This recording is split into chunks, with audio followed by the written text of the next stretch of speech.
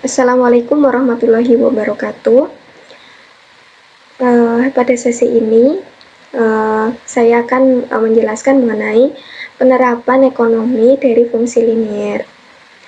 Sebelum kita membahas lebih lanjut, jangan lupa di-subscribe agar channel ini semakin berkembang. Nah, pada sesi sebelumnya sudah saya jelaskan beberapa penerapan ekonomi, misalnya dalam keseimbangan pasar, kemudian penawaran dan permintaan. Nah, sekarang penerapan ekonomi dari fungsi linier selanjutnya yaitu pengaruh pajak yang spesifik terhadap keseimbangan pasar. Nah, pajak yang dikenakan atas penjualan suatu barang ini akan menyebabkan harga jual tersebut naik. Nah, mengapa? Karena produsen ini akan mengalihkan sebagian beban pajaknya terhadap konsumen, yaitu dengan menaikkan harga jual. Jadi, beban pajak yang dikenakan terhadap suatu barang tidak hanya ditanggung oleh produsen saja, tetapi produsen juga akan mengalihkan atau membebankan sebagian beban pajaknya terhadap konsumen, sehingga nilai jualnya atau harga jualnya ini semakin tinggi. Nah, akibatnya harga keseimbangan yang tercipta di pasar ini juga menjadi lebih tinggi. Nah, jika sebelum pajak persamaan penawarannya adalah P sama dengan A plus BQ, maka sesudah pajak ini menjadi P sama dengan A plus BQ plus T. Kemudian menghitungnya adalah A plus T ditambah BQ. Ini untuk persamaan penawaran. Nah, pengenaan pajak sebesar T setiap unit barang, jadi T ini adalah pengenaan pajak sebesar T. Jadi T ini adalah berapa rupiah yang dikenakan kepada suatu barang yang dijual oleh produsen. Jadi berapa pajak yang dikenakan terhadap suatu barang per unitnya ini sama dengan T. Nah, ketika pengenaan pajak sebesar T atas setiap unit barang yang dijual, ini akan menyebabkan kurva penawarannya akan bergeser ke atas. Nah, dari yang semula di sini QS, ketika barang atau produk dikenakan pajak, ini akan bergeser ke atas. Yang tadinya di sini, ini akan bergeser ke sini, QS aksen ini. Nah, begitu juga dengan titik keseimbangannya. Yang semula di sini, dia akan bergeser ke sini. Nah, ini adalah contoh dari kurva penawaran sebelum dan sesudah dikenakan pajak. Sedangkan jumlah permintaannya atau persamaan permintaannya ini tidak berubah, baik sebelum maupun sesudah dikenakan pajak ini tidak akan berubah. Tetapi harga keseimbangan sebelum pajak dan sesudah pajak ini juga akan berubah. Jadi harga keseimbangan sebelum pajak ini akan lebih rendah dibandingkan sesudah pajak. Artinya harga suatu barang setelah dikenakan pajak ini harga jualnya akan lebih tinggi. Selanjutnya, beban pajak juga tidak hanya ditanggung oleh produsen, tetapi ditanggung juga oleh konsumen. Nah, beban pajak yang ditanggung oleh konsumen ini perhitungannya adalah selisih antara harga keseimbangan sesudah dikenakan pajak dengan harga keseimbangan sebelum pajak, yaitu berarti menghitungnya adalah harga keseimbangan sesudah dikenakan pajak dikurangi dengan harga keseimbangan sebelum dikenakan pajak. Selanjutnya adalah beban pajak yang ditanggung oleh produsen. Nah, menghitung beban pajak yang ditanggung oleh produsen ini adalah besarnya besarnya pajak per unit barang atau T dikurangi dengan TK. TK ini adalah beban pajak yang ditanggung oleh konsumen. Artinya, beban pajak yang ditanggung oleh produsen adalah selisih antara besarnya pajak per unit barang dengan besarnya pajak yang ditanggung oleh konsumen. Ini adalah pajak yang ditanggung oleh produsen. Selanjutnya, jumlah pajak yang diterima oleh pemerintah. Nah, pajak yang diterima oleh pemerintah itu berapa? Nah, menghitungnya adalah besarnya pajak per unit barang atau T dikalikan dengan jumlah barang yang terjual setelah pengenaan pajak. Jadi T kecil ini, T besar ini melambangkan jumlah pajak yang diterima oleh pemerintah, sedangkan T kecil ini adalah besarnya pajak per unit barang. QE ini adalah jumlah barang yang terjual setelah atau sesudah dikenakan pajak. Nah, selanjutnya contoh soal. Nah, misalnya diketahui fungsi penawarannya P sama dengan 3 plus 0,5 Q dan fungsi permintaannya adalah P sama dengan 15 min Q. Lalu setiap produk ini dikenakan Rp3 ya. Jadi setiap unit barang dikenakan Rp3 ya, dikenakan pajaknya adalah Rp3. Rp3 ini adalah T kecil. Lalu ditanyakan berapa harga dan jumlah keseimbangan pasar sebelum dan sesudah pajak. Nah, yang kedua, berapa besar penerimaan pajak oleh pemerintah? Dan yang ketiga, berapa besar pajak yang ditanggung oleh konsumen dan produsen? Nah, cara mudah untuk membuat kurva permintaan dan penawaran ini nanti akan saya jelaskan untuk membuat grafik dan kurva permintaan dan penawaran sesudah dan sebelum pajak. Nah, sebelum itu kita terlebih dahulu akan menghitung tadi soal yang berkaitan dengan keseimbangan sebelum dan sesudah pajak. Nah, tadi sudah ada soal mengenai jika fungsi penawaran sebelum pajaknya P sama dengan 3 plus 0,5 Q atau Q sama dengan min 6 plus 2P, Q sama dengan min 6 plus 2P ini sama saja dengan P sama dengan 3 plus 0,5 Q. Nah, perhitungannya adalah mengapa ini, karena kita ingin Q ini menjadi 1 sedangkan di sini adalah 0,5, maka semuanya ini dikalikan 2. 0,5 dikalikan 2 sama dengan 1, ini adalah 1 Q-nya. Kemudian karena Q-nya kita ingin mencari Q, maka yang pindah ruas adalah 3 kali 2 6 pindah ruas ke depan ya, yang tadinya di sini pindah ke sini, jadi min 6.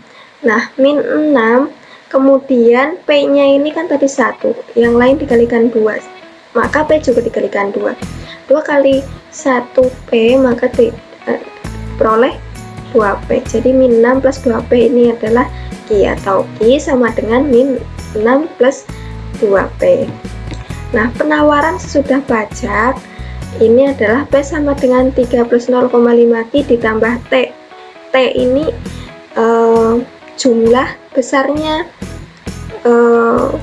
pajak yang dikenakan terhadap unit barang. Nah, T-nya ini adalah 3. Jadi 3 ditambah 3 adalah 6. 6 ditambah 0,5 Q atau Q sama dengan min 12 plus 2P. Ini juga sama, setiap ruas ini, setiap angka-angka ini dikalikan 2.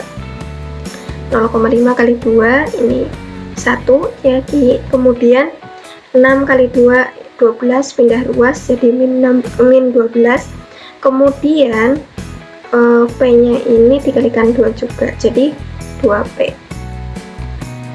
Selanjutnya persamaan permintaannya tetap baik setelah barang dikenakan pajak maupun barang sebelum dikenakan pajak.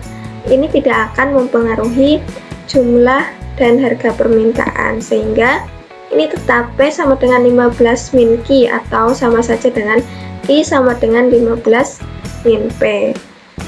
Nah, berapa harga dan jumlah barang sebelum keseimbangan sebelum pajak dan keseimbangan pasar sudah pajak? Maka menghitungnya, pertama kita menghitung keseimbangan pasar sebelum pajak terlebih dahulu. Keseimbangan pasar ini akan dicapai ketika QD sama dengan QS atau jumlah permintaan jumlahnya sama dengan jumlah penawaran. Nah, QD 15 min P, kemudian QS nya adalah ini QS sebelum pajak. Jadi QS sebelum pajak ini yang min 6 plus 2P, ini min 6 plus 2P.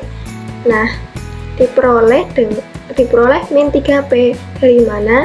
Dari 2P pindah ke depan jadi min 2P, min 2P, min 1P jadi min 3P, kemudian 15 nya pindah ke belakang jadi min 6, min 15 jadi min 21. Min 21 dibagi min 3 diperoleh 7. Min dibagi min ini akan positif, jadi positif 7. Jadi harga keseimbangannya sebelum pajaknya adalah 7. Lalu kita mencari jumlah barang sebelum dikenakan pajak. Nah, kita ambil dari salah satu persamaan, misalnya dari 15 min P. Apakah boleh mengambil persamaan yang min 6 plus 2P? Ini juga boleh. Silahkan pilih yang mana, nanti hasilnya akan sama. Nah, misalnya saya akan mengambil persamaan yang 15 min P. 15 min P, P nya sudah diketahui yaitu 7. Nah, 15 dikurangi 7 ini diperoleh 8. Jadi jumlah barang sebelum pajak, jumlah keseimbangannya adalah 8. Jadi keseimbangan pasar sebelum pajaknya adalah diperoleh jumlahnya 8, harganya ada di 7. Nah, selanjutnya kita akan menghitung keseimbangan pasar sesudah pajak. Keseimbangan pasar sesudah pajak ini adalah QD. Ini juga akan QD yang ada aksennya di sini ya, QD aksen, QS aksen. Ini adalah setelah dikenakan pajak. QD tadi 15 min P. Kemudian untuk penawaran sesudah pajaknya adalah min 12 plus 2P, min 12 plus 2P ya.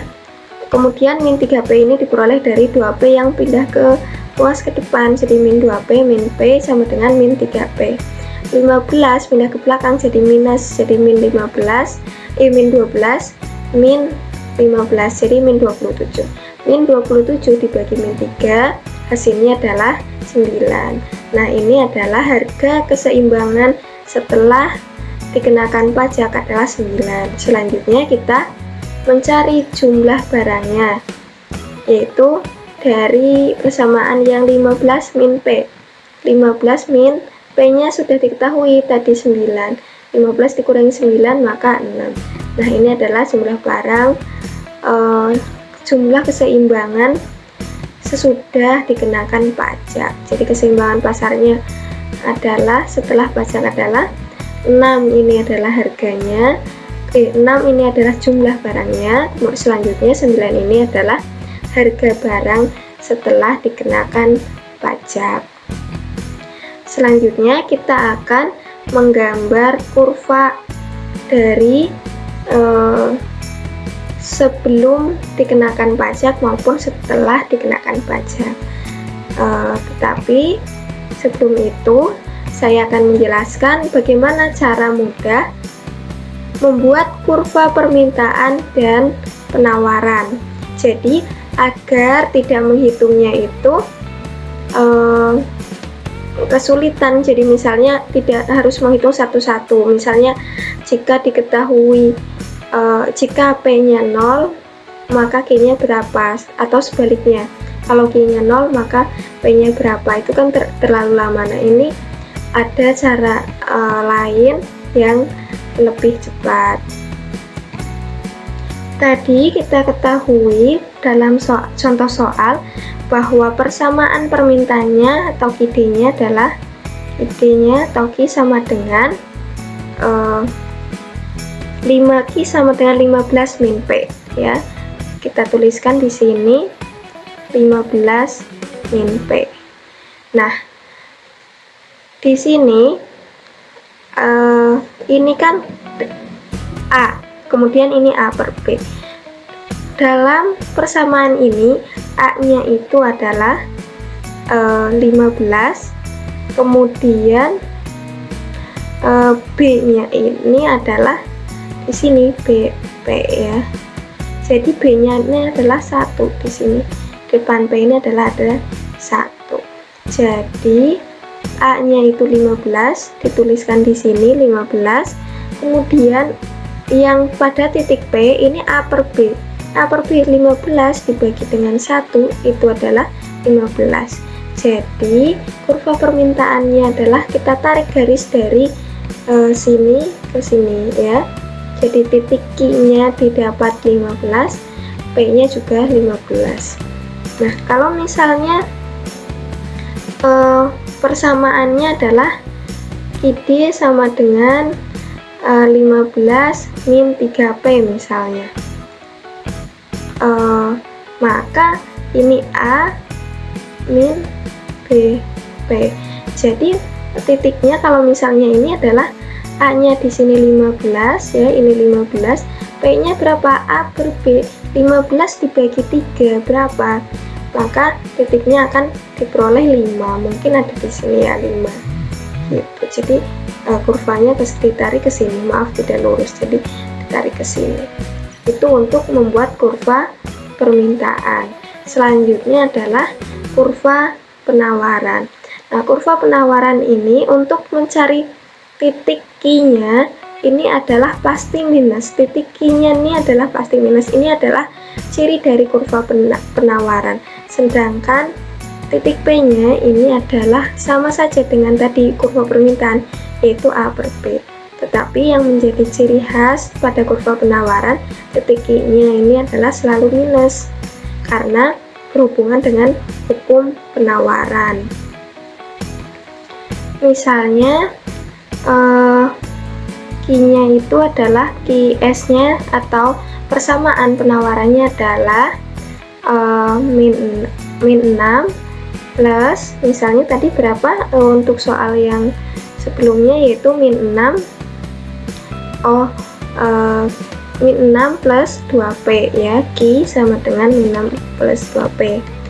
Maka bagaimana cara menggambar kurvanya? Nah, A min 6 ini adalah A nya, B nya adalah 2 plus 2P. Nah, ini adalah A itu min 6 ini adalah A, B nya adalah 2.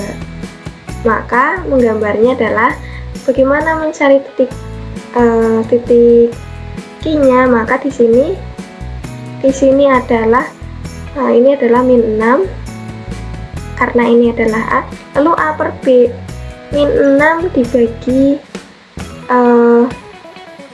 A per B. Jadi A per B itu A nya itu di sini rumusnya itu tidak min A, jadi A per B, jadi dibulatkan 6 dibagi 2 sama dengan di sini adalah 3, di sini adalah 3. Lalu ditarik kurvanya. Kalau misalnya kurvanya ini diperpanjang, ini maka akan terus sampai ke sini, ya.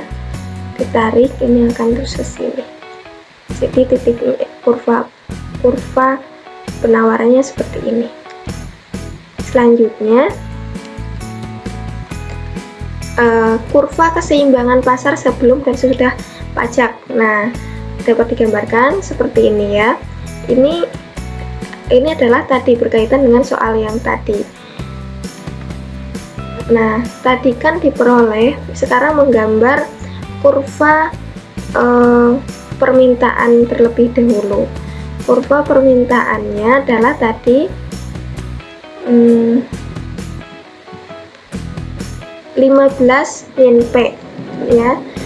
Untuk menggambar permintaan tadi hanya Q-nya ada di A, kemudian P-nya A per B. Mari kita terapkan di kurva yang akan dibuat. Tadi adalah 15 min P. 15-nya di sini, 15 titik I, dan P-nya ini juga di titik 15. Jadi di sini misalnya adalah 15. Ini tidak terlihat ya di sini. Ini seharusnya kalau korbannya di sini adalah 15-nya di sini ya. 15. Jadi ini adalah titik ID-nya atau persamaan permintaannya. Lalu kita akan menggambar kurva penawaran sebelum pajak. Nah, tadi sudah dicoba membuat kurva penawaran sebelum pajak, yaitu min 6 plus 2P. Min 6 plus 2P. Min 6-nya adalah A di sini, plus 2P, berarti 6 dibagi 2, A per B, karena di sini adalah A per B. Jadi 6 bagi 2 sama dengan 3. 3 ini di sini kira-kira ini kan 2, kemudian ini 4.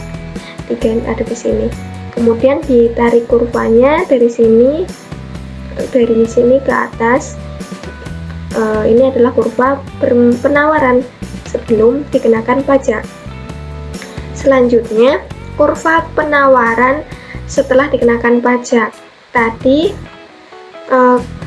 penawaran sesudah pajak itu adalah Q min 12 plus 2P ya. Cara menggambarnya sama tadi, persamaannya adalah Q sama dengan min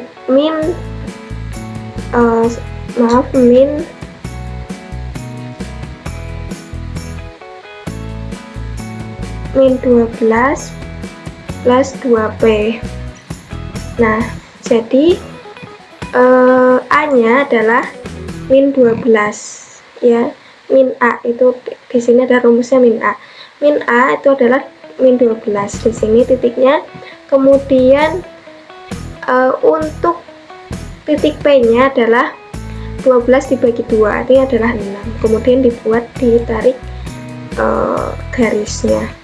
Selanjutnya tadi sudah diketahui titik keseimbangan baik sebelum maupun sesudah barang atau produk tersebut dikenakan pajak. Tadi titiknya adalah sebelum pajak itu 8,7, sesudah pajak adalah 6,9. Nah, ini adalah titik sebelum pajak ya, 8 dan 7. 8 ini adalah kuantiti atau jumlah barang, sedangkan 7-nya ini adalah harga barang. Selanjutnya adalah 6 dan 9. 6 dan 9 ini adalah titik keseimbangan setelah dikenakan pajak. 6 adalah kuantiti, kemudian 9 adalah price. Jadi ini adalah kurva keseimbangan pasar sebelum dan sesudah pajak. Bisa kalian coba untuk menggambar dan menghitung ulang dari soal yang dicontohkan ini. Nah, selanjutnya pertanyaan yang belum terjawab adalah berapa besar pajak yang ditanggung konsumen dan produsen, kemudian berapa besar penerimaan pajak oleh pemerintah. Nah, tadi pajak yang diterima oleh pemerintah atau T besar ini adalah perkalian antara jumlah barang yang terjual setelah dikenakan pajak dikalikan besarnya pajak terhadap unit barang, ya, besarnya pajak per unit barang. Nah, tadi quantity atau jumlah barang yang terjual sesudah pengenaan pajak itu tadi adalah jumlahnya 6, ya. Ini jumlahnya adalah 6. Nah, kemudian T-nya itu adalah 3. 6 kali 3 adalah 18. Jadi, besarnya penerimaan pajak oleh pemerintah adalah sebesar Rp18. Selanjutnya, ini adalah jumlah pajak yang ditanggung oleh konsumen, yaitu perhitungannya adalah selisih harga, ya, selisih harga keseimbangan sesudah pajak dengan sebelum dikenakan pajak. Nah, tadi harganya adalah setelah dikenakan pajak adalah 7 dan setelah dikenakan pajak adalah 9 dan sebelum dikenakan pajak adalah 7. Jadi 9 dikurangi 7 ini adalah 2. Besar pajak yang ditanggung konsumen sama dengan Rp2. Yang ketiga, TP. TP ini adalah besarnya pajak yang ditanggung oleh produsen, yaitu perhitungannya adalah selisih pajak per unit barang dengan jumlah pajak yang ditanggung oleh konsumen. Jadi tadi T-nya atau besar pajak per unit barangnya adalah 3, kemudian besar pajak yang ditanggung oleh konsumen ini kan tadi 2, jadi 3 kurangi 2 adalah 1. Jadi besar pajak yang ditanggung oleh produsen ini sebesar Rp1. Untuk pembahasan tentang pengaruh pajak yang spesifik terhadap keseimbangan pasar ini sudah cukup lengkap. Silahkan dicoba untuk mengulang soalnya agar lebih mudah atau lebih bisa dipahami. Terima kasih.